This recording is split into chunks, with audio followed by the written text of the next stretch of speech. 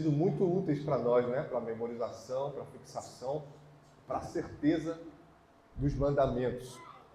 Então vamos lá. Qual é o quarto mandamento?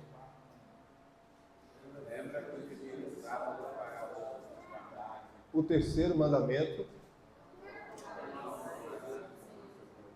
Segundo mandamento.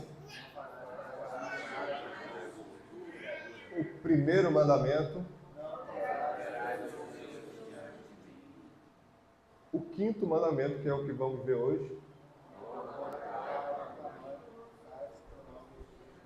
Isso aí, a razão anexa. E o prefácio.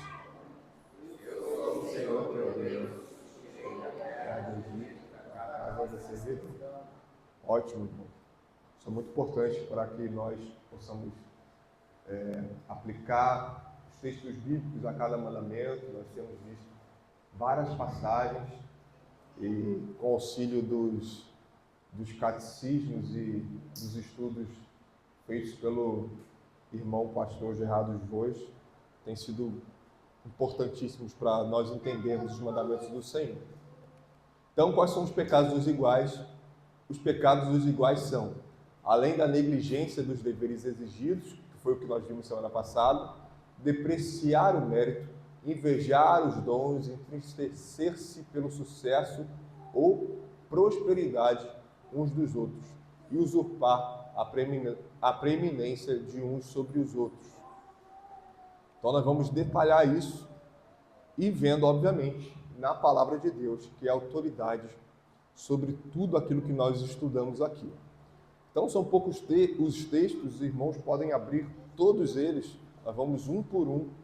Isso é muito importante para que os irmãos saibam manusear a palavra e dar destaque à palavra, né? Aqui o estudo não é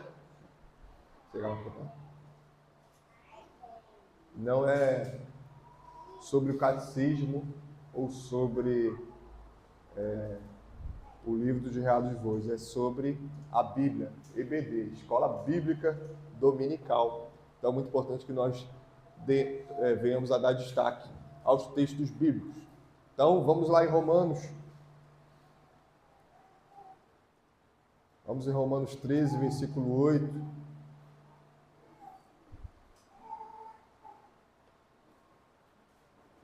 Irmão que abriu, que já abriu e que pode ler para a gente, por favor. A ninguém fiqueis devendo coisa alguma, exceto o amor, que vos ameis uns aos outros, pois quem ama o próximo tem cumprido a lei. Ou seja, o dever do amor cristão mútuo. Nós já vimos que esse é o resumo do mandamento, né? Dos mandamentos do Senhor. Então aqui vai servir como um balizador para todo o restante do nosso estudo. O dever do amor cristão mútuo. 2 Timóteo 3,8, é errado desprezar os bons. Então vamos todos a 2 Timóteo.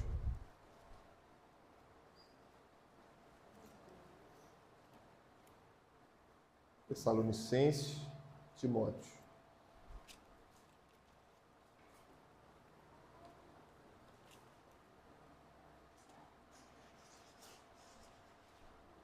Segundo Timóteo 3, versículo 8.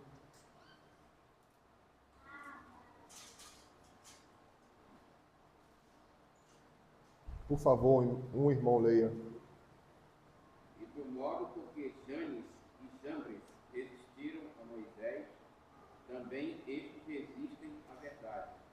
São homens de todo, corrompidos na mente, réprobos quanto à fé. Ou seja, Paulo aqui nos lembra sobre o que Janes e Jambres fizeram contra Moisés, e a aplicação de fato é essa: errar ao desprezar os bons, né? Atos 7:9 também é uma... Nós vamos lá em Atos 7:9. É uma passagem onde vai retratar outra história do Antigo Testamento. que vai ter uma aplicação ao nosso estudo aqui.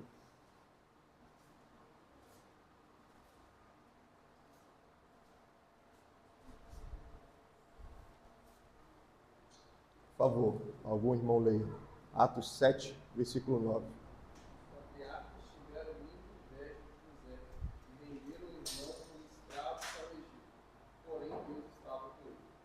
Então, esse aqui é o discurso de Estevão. Ele retrata e nos lembra o que os irmãos de José fizeram contra ele. Pecado de invejar os dons dos outros. E Gálatas 5, 26.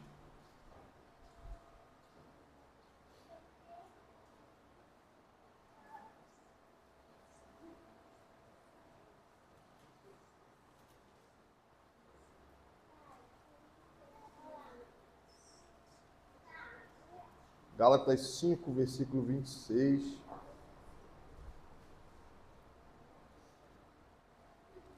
Não nos deixemos possuir com glória, provocando uns aos outros, tendo inveja uns dos outros. Ou seja, ambos os textos são explícitos a falar do pecado da inveja. Nós começamos a tratar sobre isso semana passada e hoje nós vamos continuar falando sobre a questão da inveja. E agora nós vamos ver o mal de entristecer-se por causa da prosperidade ou sucesso dos outros. Números 12, 2. Vamos lá ao terceiro livro da Bíblia. Quarto, perdão. Gênesis, Êxodo, Levítico, Números.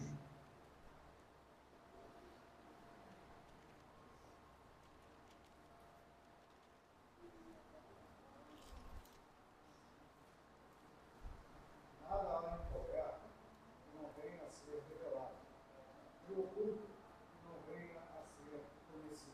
Não, Gênesis, perdão, eu falei Gênesis, né?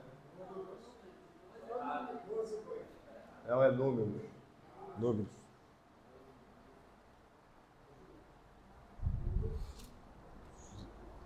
Números 12, 2.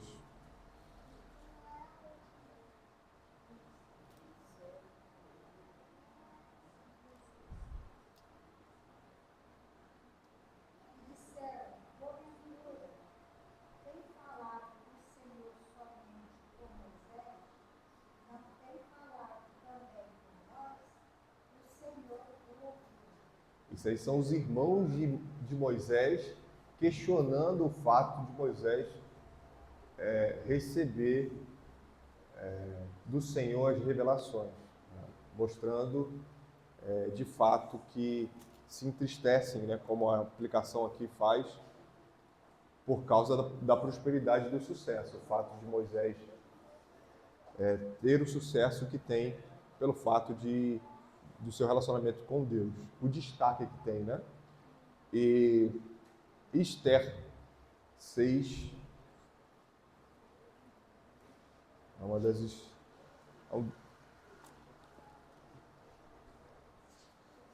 Esther 6,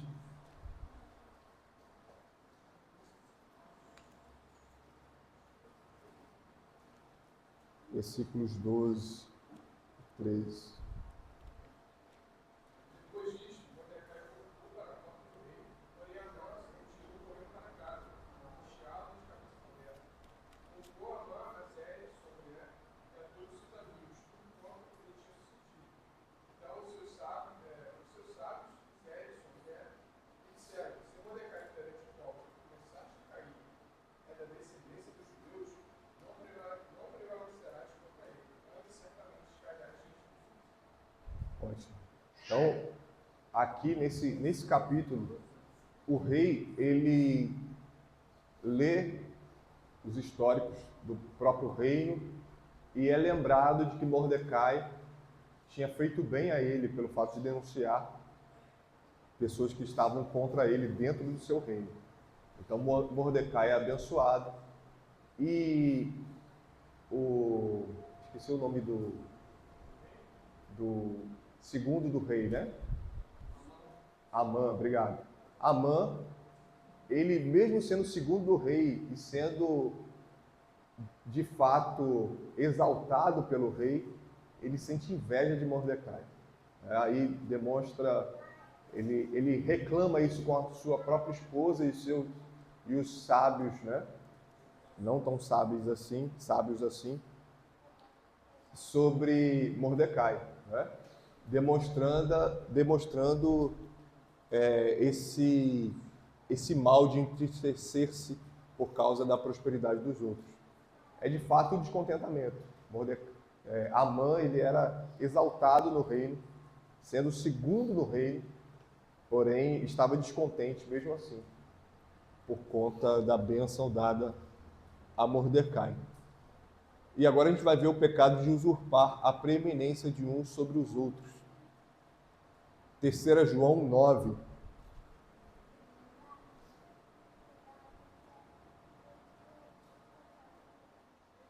Lá no finalzinho da Bíblia.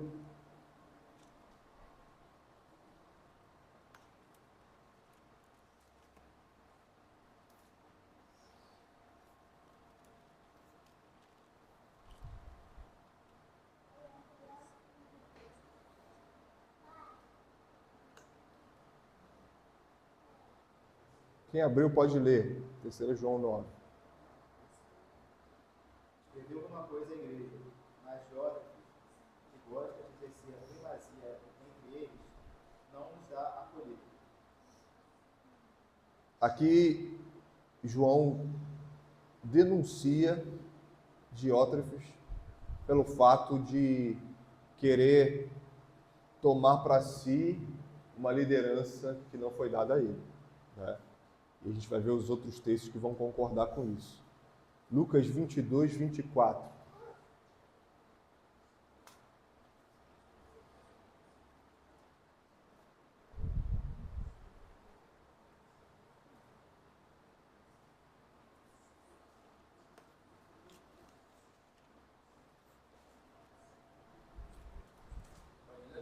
Pode? Isso. Houve também entre eles uma discussão sobre qual deles parecia ser o maior. Mas Jesus lhe disse: Só isso mesmo. Obrigado. Veja, esse verso vai tratar dos discípulos de Jesus.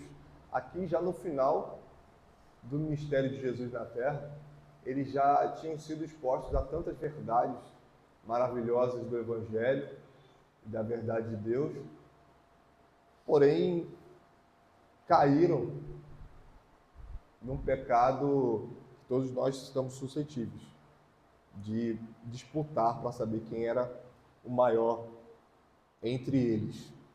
1 Pedro 4,15.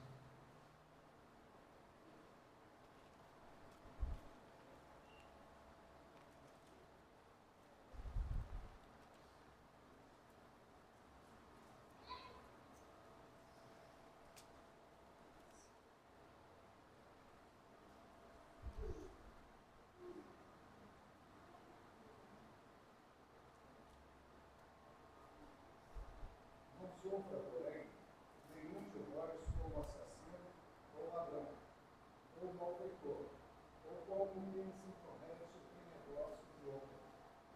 Veja, o que Pedro está trazendo aqui é uma lista de pecados onde há assassino, ladrão, malfeitor, e o último da lista é com quem se intromete em negócio de outro. Aí nós vamos ver aqui o que seria isso, o que é se meter nos negócios de outro. Nós vamos tratar disso no estudo. Então vamos lá. Aqui nós vamos trazer os textos comentados pelo pastor Gerardo Voz, que vai nos ajudar e vai nos trazer luz sobre os pecados que nós cometemos contra os iguais. Uma coisa importante é nós lembrarmos quem são esses iguais, nós vimos semana passada. Quem são esses iguais? São aqueles que estão sob a mesma autoridade que nós. Ou, no caso, estão na mesma posição que nós. Então, se nós temos um filho, um segundo filho tem a mesma posição na hierarquia da família. né? Um soldado, como nós vimos semana passada, e outros soldados estão na mesma posição, né? A partir do momento que se torna um oficial, né? O que se tem é uma superioridade na posição. E aí aqui a gente não está tratando sobre imagem de Deus, né? Todos nós somos iguais quanto à imagem de Deus, mas quanto à posição nós temos distinção, fazemos distinção. E lembrando que o mandamento traz, e nós vimos aqui diversos estudos sobre isso, principalmente a questão de pai com filho, mãe com filho. Ou seja, nunca que seu filho vai ser superior em posição a você, em nenhum momento da vida. Em nenhum momento da vida. Nós vimos aqui, nós tratamos disso até na velhice, né? Há essa distinção de posição. Negligenciar o amor cristão mútuo é um pecado comum nos dias de hoje? Este tem sido provavelmente um pecado comum entre os cristãos, exceto nos períodos de avivamento espiritual, quando eles são fortes e mutuamente aproximados pela obra poderosa do Espírito Santo em seus corações. Em tempos de perseguição, os cristãos quase sempre têm o amor de uns para com os outros muito aumentado e aprofundado. Por outro lado, o nosso Salvador falou de um tempo por vir em que, por se multiplicar a iniquidade, o amor se esfriará de quase todos. Então, nessa primeira parte aqui, a gente já trata de 3 situações, 3 momentos distintos. E nós vemos, através da história da igreja, de que foi passado por todos esses. Então, o primeiro momento, o período de avivamento espiritual, quando eles são fortemente e mutuamente aproximados pela obra poderosa do Espírito Santo em seus corações. O segundo momento, o momento de perseguição. Os cristãos quase sempre têm o amor de uns para com os outros muito aumentado e aprofundado. E o terceiro momento que Jesus retrata em Mateus 24:12, sobre o momento por vir, por se multiplicar a iniquidade, o amor se esfriará de quase todos. Em períodos de desvio espiritual, descrença ou apostasia. É isso que Jesus estava trazendo em Mateus 24. Como nas oscilações da maré da fé, assim também, tanto o amor cristão quanto o cuidado pelo outro diminui e uma frieza toma seu lugar. Quase não se pode perguntar se a negligência do amor cristão é comum na América hoje. Então, lembrando que o autor escreveu isso em 1949. É hoje que eu fui ver o ano desses estudos. E a América ele está tratando de fato dos Estados Unidos, que é o seu país, que não diferencia em nada para nós, mesmo 75 anos depois, em que nós vivemos esse terceiro momento aqui, onde o amor se esfria, né? Mateus 24:12. Se multiplica a iniquidade e, como consequência disso, o amor é esfriado. E lembrando, irmãos, fiquem à vontade para comentar de tudo aquilo que está sendo dito aqui. Qual é o efeito do pecado da inveja no invejoso? Então, nós sabemos o quanto o pecado da inveja é ruim, pelo simples motivo porque a gente peca contra Deus. Mas em nós que invejamos, né? Como isso nos afeta? Se fala muito sobre o fato do olho gordo, né? Onde você é invejado e isso te afeta. Né? Mas a palavra de Deus vai tratar principalmente daquele que inveja. Né? Primeiro que, quando se dá destaque a isso, mostra o quanto nós nos achamos, né? Pelo fato de sempre acharmos que estamos sendo invejados pelos outros. Mas aqui a gente precisa tratar sobre nós invejando os outros. Qual é o efeito do pecado da inveja em nós? Esse pecado, além de ser uma grave ofensa à lei de Deus, tem inevitavelmente um efeito destrutivo espiritual e psicológico nos que são culpados dele. O invejoso é vítima do seu próprio pecado e a sua personalidade é corroída pela inveja até que ele se torne alguém amargo ou irritável. Quem é assim suspeita de tudo, é ressentido, ofende-se com facilidade, é de difícil trato e um problema para seus amigos e associados. A Escritura denomina a inveja de a podridão dos ossos. A podridão dos ossos. Quem tolera esse pecado na própria vida está brincando com um ácido que, se não identificado, corroerá a sua personalidade até que seja destruída a sua disposição e totalmente dominada pela inveja. Somente a ação onipotente de Deus pode salvar alguém de um estado de tão lamentável escravidão espiritual. Nós vimos aí a história de Esther, nós lemos um trecho da história de Esther. A igreja já foi exposta ao livro de Esther e eu lembrei do irmão Gabriel Neto, né, que a gente estava conversando, que ele estava lendo o livro de Esther, de como é fluido a leitura do livro de Esther.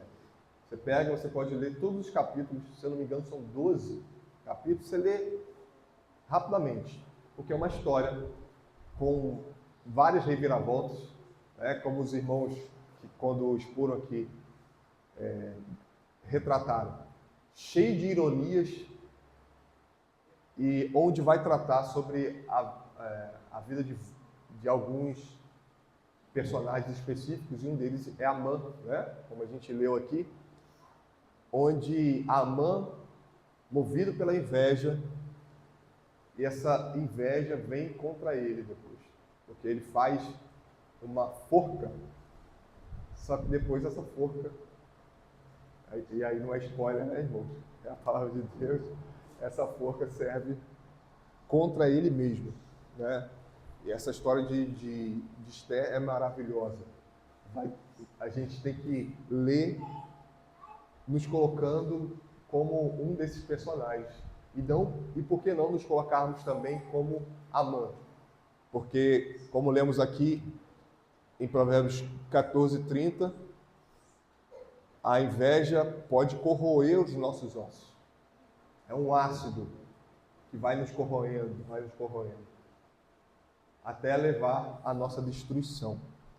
Isso se dá pelo fato de nós usarmos a nossa mente, em vez de usarmos ela para pensar tudo aquilo que é verdadeiro, respeitável, justo, puro, amável, de boa fama, nós usamos contra o mal, ou melhor, contra o bem, né? Nós usamos para fazer com que a nossa mente seja tomada pelas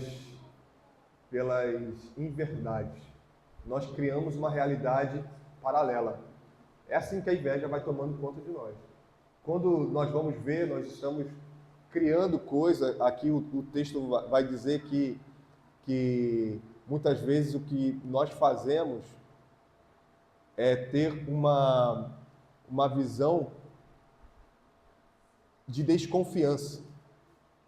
Nós vivemos desconfiados com tudo que acontece à nossa volta.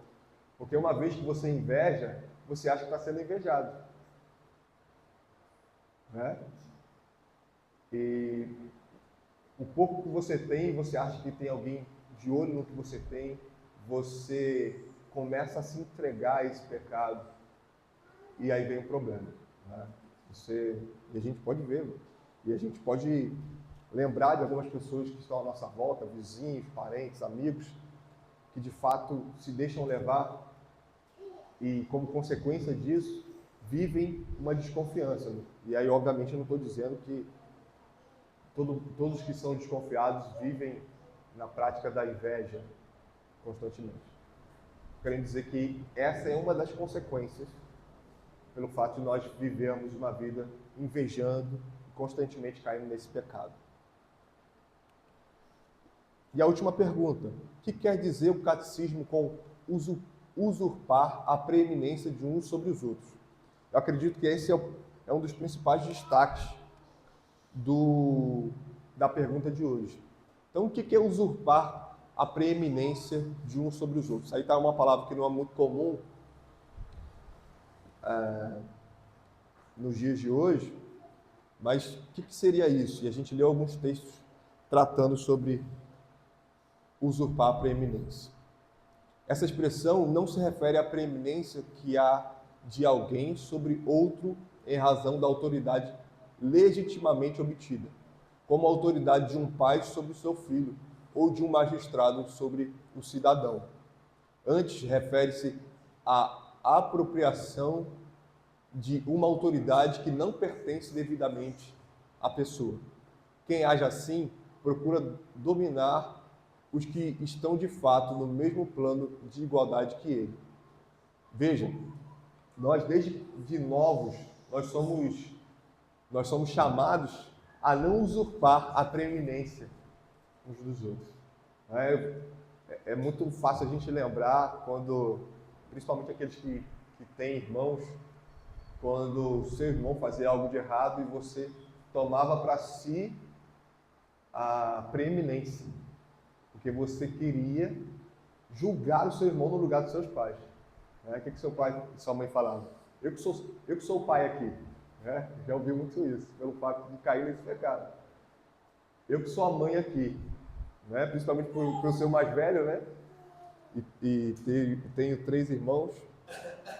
Isso mostra como nós caímos nesse pecado desde novos, Desde novos nós estamos suscetíveis a esse erro, Principalmente porque nós vemos os nossos pecados com uma proporção muito menor como nós vemos dos outros. Não é assim? Você muitas vezes caiu naquele mesmo pecado que seu irmão, quando novo, caiu, mas você está pronto a julgar e apontar o dedo quando, de fato, você precisa denunciar esse erro, mas você não tem autoridade sobre sobre seu irmão. São iguais em posição. Então, usurpar a preeminência é isso. Então, nessa esfera da família, principalmente os irmãos mais velhos, Adaf? Vão ser mais tentados a isso. É óbvio que há uma importância da denúncia de ter sede de justiça, mas por amor ao seu irmão. Você vai contar que o seu irmão fez por amor a ele, Que a motivação seja essa, não simplesmente de que seu irmão se dê mal, Então, isso seria usurpar a preeminência, Então, o adjetivo que descreve esse traço de caráter é dominador, ou na linguagem comum, mandão.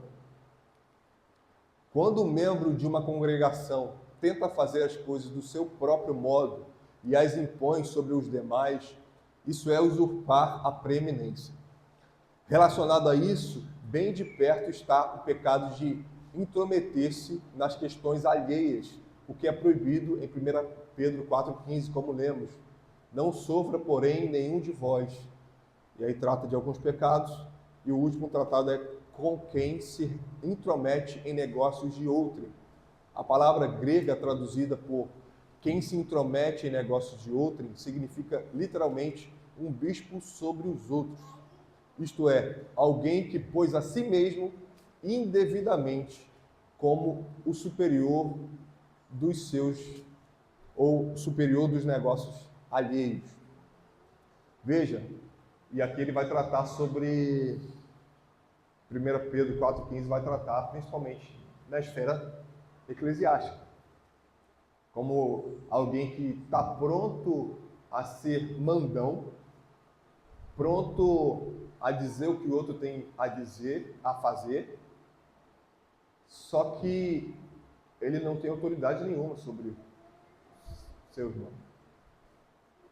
Se ele vai dizer ao seu irmão que ele está errado, ele vai dizer em amor, não que o superior não vá denunciar em amor, mas há E como vimos aqui em vários estudos, há uma diferença quanto à superioridade, quanto à autoridade. E entender isso nos faz sofrer muito menos. Por quê? Você vai lembrar, a gente pode lembrar, por exemplo, de Atos 15, onde alguns dos fariseus que agora estão na igreja, crentes até então, né?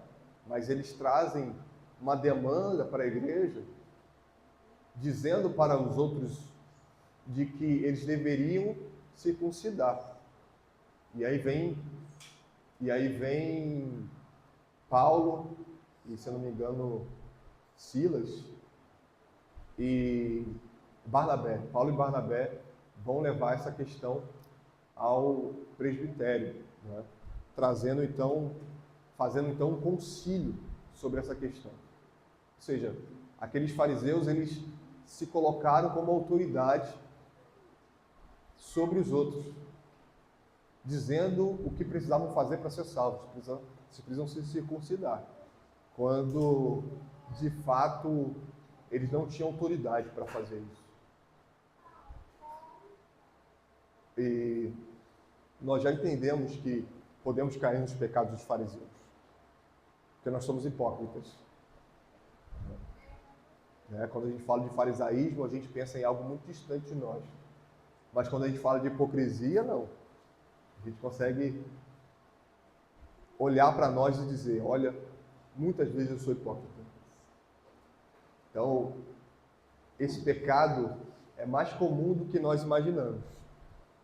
De estar pronto a ser superior ao meu irmão. Estar pronto a dizer a ele o que ele deve fazer, mesmo quando aquilo está de acordo com a palavra, só que eu não sou superior a ele para dizer quando e como ele deve fazer. É claro, nós precisamos exortar uns aos outros. A palavra de Deus é clara quanto a isso. Mas que façamos dentro da nossa posição. Dentro da nossa posição. Respeitando o que Jesus ensina, por exemplo, em Mateus 18, onde eu vou até o meu irmão, eu vou questioná-lo, eu vou de fato exortá-lo, mas fazendo isso dentro da minha posição, dentro daquilo que de fato eu tenho a ser feito. A partir disso, e 1 Pedro 4,15 está nesse contexto, a partir disso, eu preciso levar aos superiores. Então, nós temos iguais, os inferiores e superiores.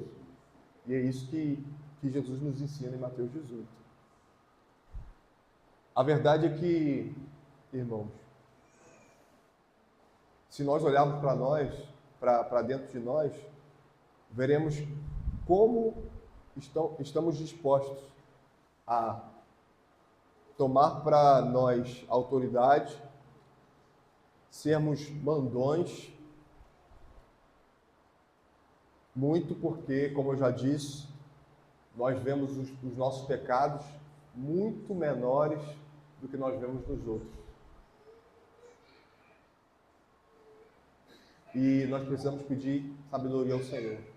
Senhor, nos ajude a vencer o mal que há em nós e fazer como o publicano que olha para si e olha para os céus. O fariseu, ele faz o quê? Ele se compara aos iguais. Senhor, obrigado porque eu não sou como eles. Mas o igual que honra o Senhor não se compara com o outro igual. Ele se compara com Deus. Porque uma vez que o publicano se compara com Deus, ele entende, isso é propício a mim, pecador. Porque é muito fácil eu dizer, eu peco menos que ele, então eu estou tranquilo. Luiz, eu peco menos que você, estou tranquilo. Não é isso que o publicano faz. Ele bate no peito e olha para os céus. A comparação dele é com o Senhor. o Senhor nos ajude a fazer assim. O Senhor nos ajude, de fato, nos colocarmos no nosso lugar. Né? Que isso seja algo constante na nossa vida. Amém? Aqui a gente tem algumas perguntas para a gente poder... Primeiro, se algum irmão tem alguma coisa a considerar ou a fazer alguma pergunta. Esse pecado da inveja é um pecado, vamos dizer assim, difícil de se ver, né? Porque dificilmente a gente vê pessoas confessando, né, esse pecado da inveja. Como é um pecado que é muito interno e às vezes é constatado, né, dificilmente, né, a pessoa vai confessar isso, é difícil de ser diagnosticado pelo próprio pecador, porque ele está cego, né? E para o irmão exortar sobre a inveja também é uma dificuldade, porque assim, tem que estar muito evidente que aquilo ali se trata de uma inveja, e se não estiver tão evidente assim, o irmão chega para exortar e dá para defender o irmão que está achando uma coisa que de repente não é. Né? Então, é um pecado que tem que orar ao Senhor, né? Como o salmista ora, né? Pedindo perdão pelo pecado que me é oculto, e que o Senhor também mostre, né, o pecado. Porque é um pecado que às vezes vai ficar secreto no coração, e aí corrói, né? Como fala ali da podridão dos ossos, que é o termo de provérbio. E assim, se o Senhor não iluminar a mente e guiar para mostrar esse pecado da inveja, o pecador está perdido. Porque, novamente, é até difícil para o próximo exortar nesse sentido. É claro que, em alguns casos, pode... Enfim, tem que ter muito cuidado, né? Vai ter que fazer aquele trabalho de guiar a pessoa para ela chegar nessa conclusão. Você não pode falar que a pessoa está sentindo inveja, né? Porque é uma coisa muito interna. De fato, acredito que o pecado da inveja, uma vez que esteja acentuado, vai vir acompanhado de outros pecados, né? E aí, esses outros pecados que são externos e são mais escandalosos, que vão ter que ser tratados, e aí, a partir disso, chegará a raiz, né? Que é a inveja, aquilo que a gente não vê. A raiz está debaixo da terra e a gente não está vendo o que está acontecendo ali. Uma vez que dá fruto, uma vez que floresce, a gente consegue enxergar aquilo que aquilo ali causou, né? E a causa, né? Caso a partir da inveja. Perfeito. Associado da cobiça. Exato. Exatamente. A cobiça de fato, anda junto, principalmente porque o que nós lemos, né, no 10º mandamento: não cobiçarás a mulher do próximo, não cobiçarás os bens do seu próximo. De fato, é inveja sendo retratada ali. A inveja é bem evidente nas crianças, principalmente quando estão brincando.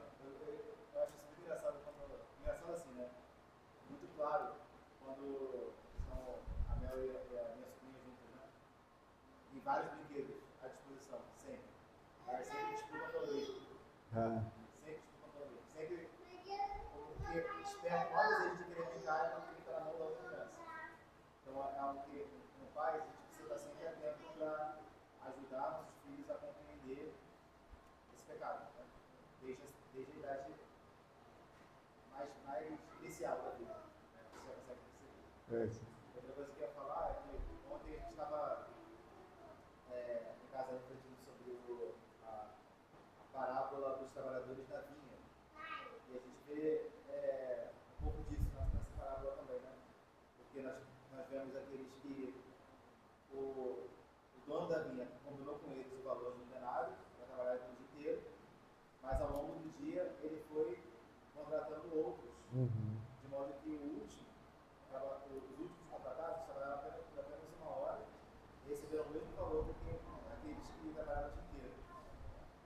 E os que trabalharam o dia inteiro ficaram indignados por receber o mesmo, mas o que tinha sido combinado com eles tinha sido de receber o denário desde o começo. Então, às vezes acontece isso conosco, né? Nós trabalhamos o mesmo, mais do que outras pessoas, recebemos menos e ficamos indignados por isso. E no final das contas, nós estamos sendo inveja. Perfeito, ótimo exemplo. Essa parábola é maravilhosa para retratar a inveja, né? Porque você está indignado com o dinheiro dos outros. O dinheiro não saiu do seu bolso. O dono da vinha combinou com cada um separadamente e ele faz com o dinheiro dele o que ele quiser. É exatamente o que está falando em 1 Pedro, 4:15. Eles estão se preocupando com o que não é deles. Eles estão querendo se delinear o que não é deles. O dinheiro do trabalho é muito assim, né? Trabalho sempre vocês ficarem reclamando do outro Perfeito. E sobre o que você falou sobre as crianças, eu lembrei do Bocha, sobre a questão de um brinquedo. Você coloca uma criança, a criança não... Foi o que você acabou de falar realmente, né? A criança está ali. Você dá o brinquedo para ela, ela não quer o brinquedo. Ela não quer. E você insiste, toma o brinquedo. Até que você pegue outra criança, coloque na frente dela e dá o brinquedo para essa outra criança. Agora ela quer o brinquedo. Aí ele retrata isso como a Terceira Guerra Mundial. É engraçado. É interessante, né? É interessante, mas é um pecado, né? Um pecado que demonstra a natureza do homem caído, né? Qualquer um que vier e dizer que o homem nasce bom e o mundo corrompe, ou que a sociedade corrompe, não consegue ler o mínimo do que a gente vê na natureza. Esse é o natural do homem. Natural do homem. Isso desde a queda. Então vamos às perguntas? Desconsidere ali Romanos 12:10. A pergunta é: qual pecado é descrito como a podridão dos ossos em Provérbios 14:30? A inveja. O que aprendemos em Romanos 13:8 sobre o nosso dever